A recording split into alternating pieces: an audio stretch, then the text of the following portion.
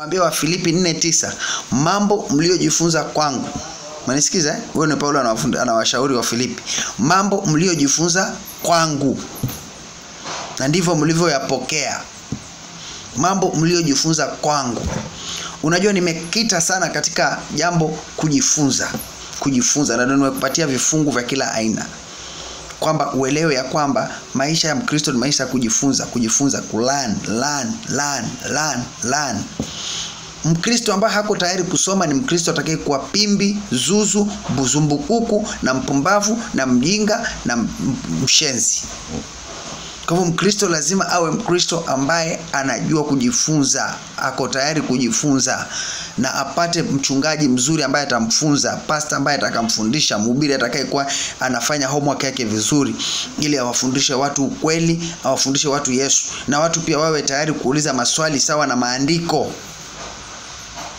Maana hivyo ndivyo ilivyokuwa pale tumesoma katika Luka 2:46. Siku 3 Yesu alikuwa akifanya mazungumzo, mafundisho na wale kwa hivyo lazima kuwe na mafundisho, lazima watu wafunzwe.